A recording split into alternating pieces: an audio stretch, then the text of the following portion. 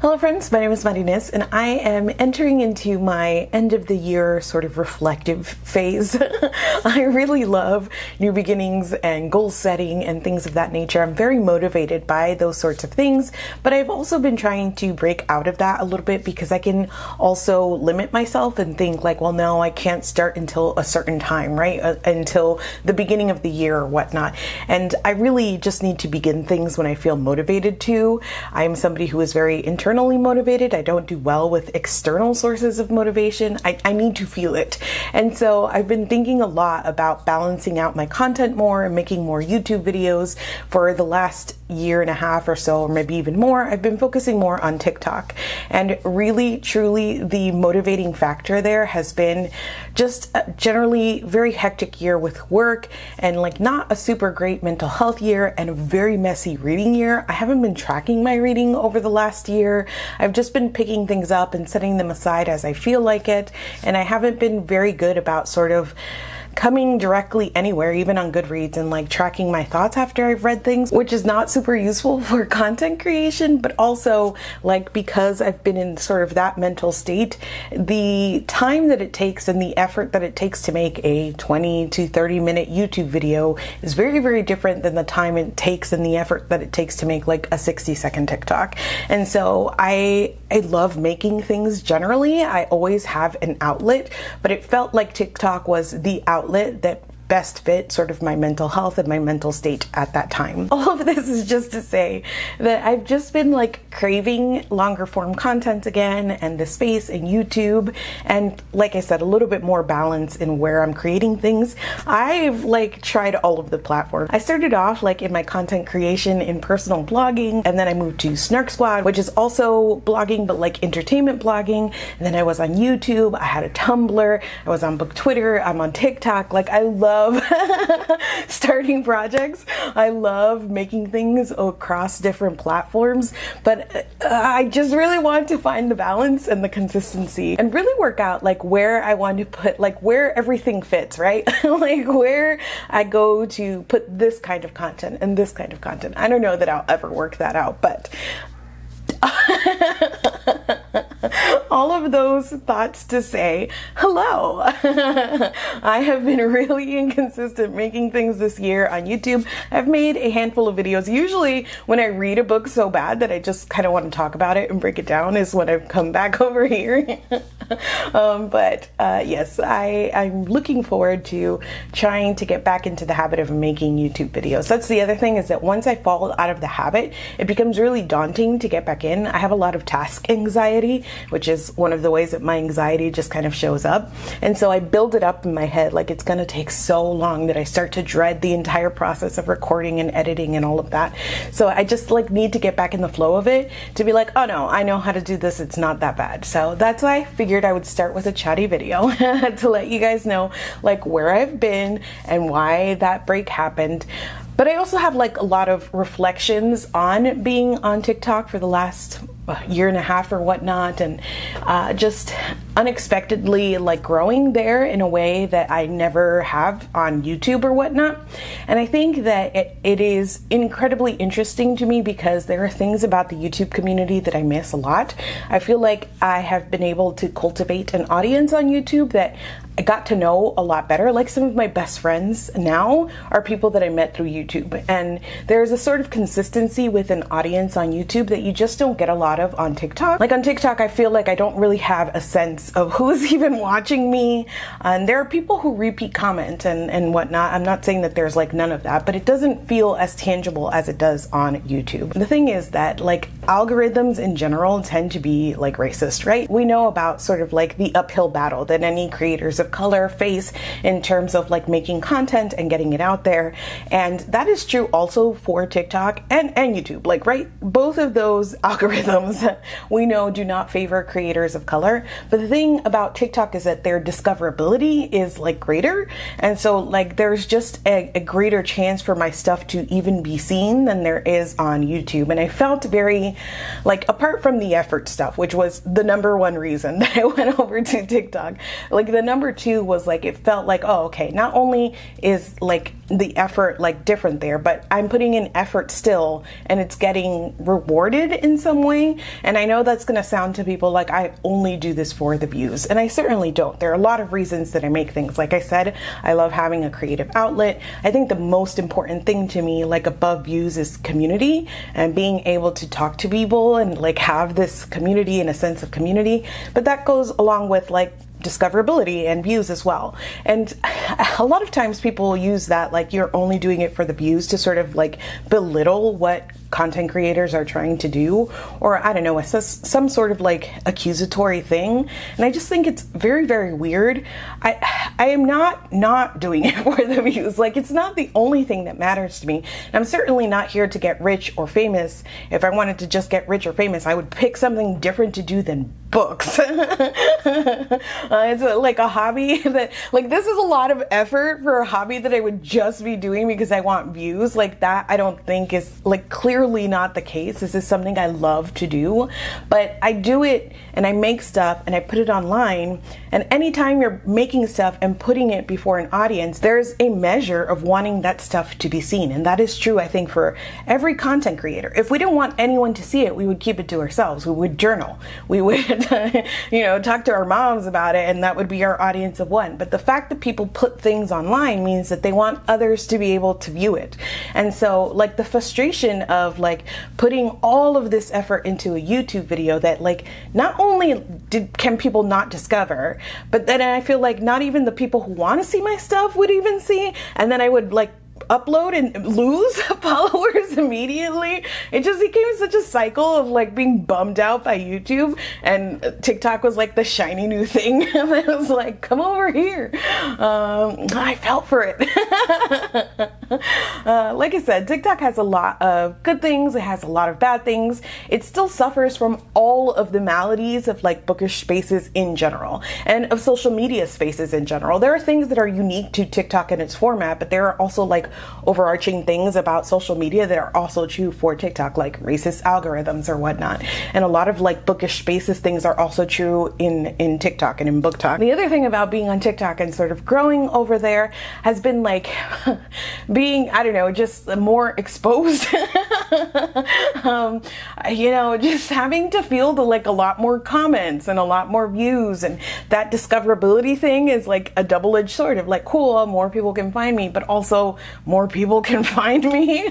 And it is always, again, just like a challenge to be a woman of color online, like in general. And I've talked about this a lot. It is something that I'm super interested in talking about, right? My content has always been about books, but also about media and about how we have conversations within community and about like problematic things and how we discuss them and like breaking those things down. So that's always been like the general flavor of my content.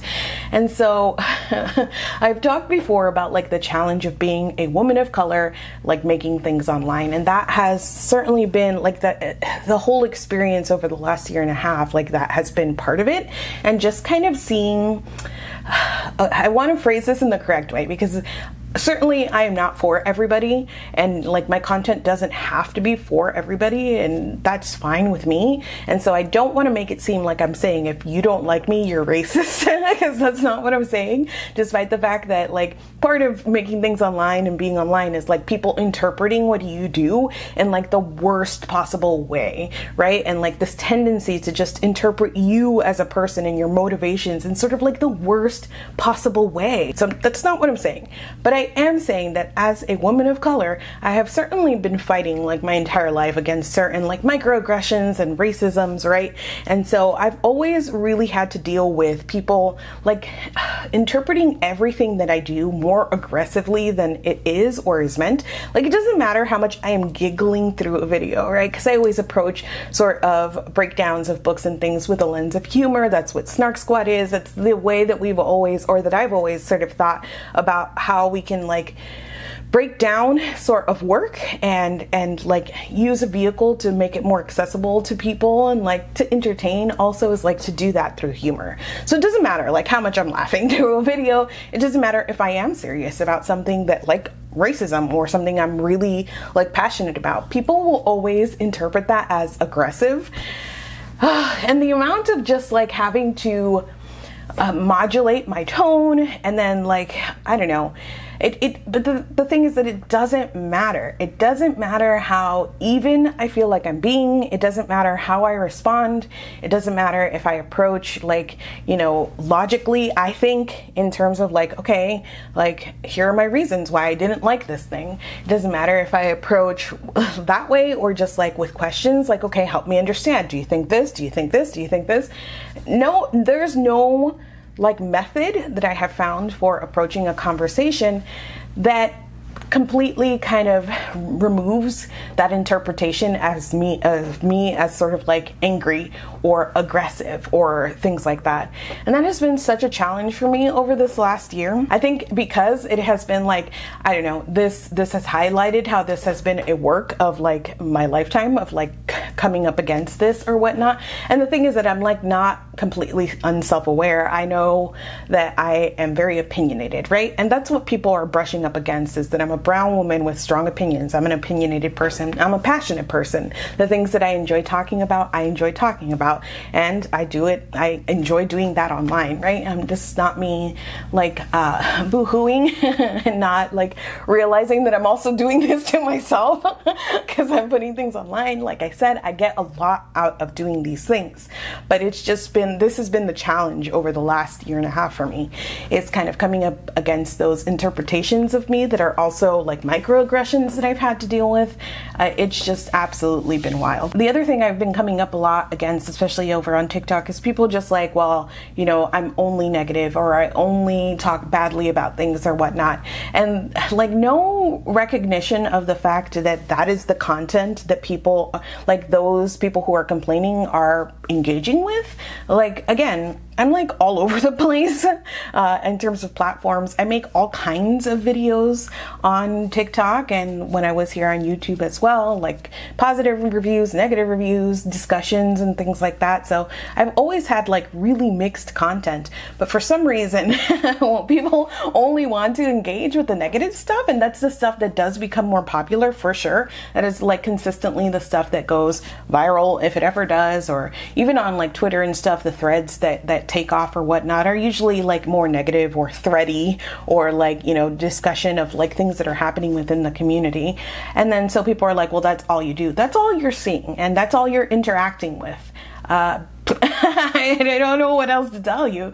And like, that's fine. But also like, if you don't want to see my content, go ahead. You don't have to see it. But if that's all you're interacting with, that's all you're ever going to see. That's like you feeding into the algorithm beast. But I assure you, I read 100 books a year. I enjoy the vast majority of them. I talk about the vast majority of them. I do recommendations. I do all kinds of stuff.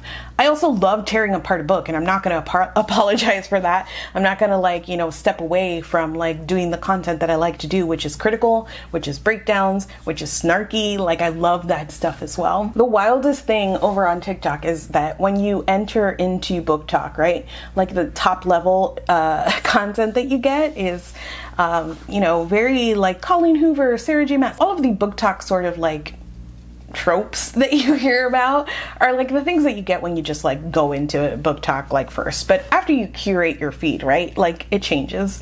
But because I talk about Sarah J. Maas, I'm like currently rereading ACOTAR. Like I've talked more critically about like race in her works and things like that. Like people will consistently engage with me about these things, right? I get asked all the time like, well, why didn't you like this book, or what do you think about this element in her work? So, and I'm gonna answer because like this is interesting to me.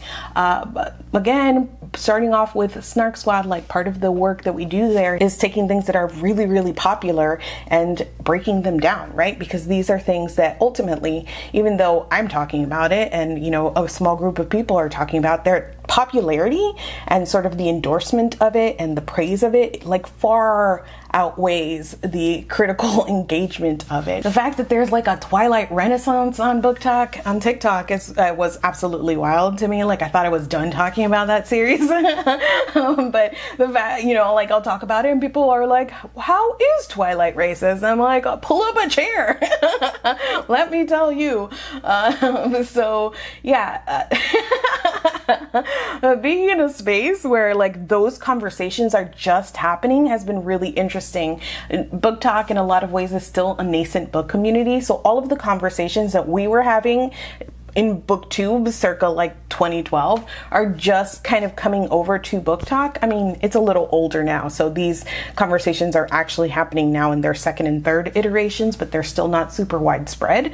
So that has been really interesting to kind of like also like go back to some of these things that we've discussed so long ago and just kind of like dust them off for a new audience, for a younger audience, for a nascent book community, right? That wasn't present for those sorts of things. And I love it because I love these discussions. I love discussions about how we discuss things in community. And I've just been enjoying that part of it a lot. I'm balancing all of those complaints that I had with like the good of it. I am very grateful that I was able to create anything this year, in a year that was very like in upheaval for me, but also the challenges have been challenging. She's good with words. That has been like my year in retrospect in terms of content. I don't know what I'm going to do end of the year for like a year in review sort of thing, because again, my tracking of my reading has been absolutely all over the place. I do have like a note in my phone where I'll like jot down the book I finish after I finish reading it if I remember. I absolutely know I'm missing things. I have to have read over 100 books at this point, but I don't actually know. So I don't know what my end of the year content is going to look like, but I do know two things. These are two like really aspirational things. Not me making no videos to 60, but I'm going to try to do two things here in the month of December. So I'm going to be trying to do my reading 30 books in 31 days thing, which I've done for the last 2 years. I did it successfully the first year I tried it. I did not do it successfully last year, but I did end up reading like 11 or 12 or 13 books, something along those lines. And I am going to try it again. I don't feel bad actually trying this, and even though it's like a lofty goal or whatnot, because I don't actually care if I do it or not. The fact that I could still read like an additional 12 books or whatever, or 13, or, you know, if I get to 20 or whatever, anything that I actually read will be awesome for me. And if I get the 30 books, that would be amazing, but I don't care that if I don't get it, if that makes sense. So I will be trying to do that, and then I might also try Vlogmas. I like planned out all the content. I'm like preparing so that I like some of it will be done, that I'm not actually doing a video a day or whatnot, but I think it will be a fun way to like get back into doing this and to like up the number of videos that I made overall on YouTube this year.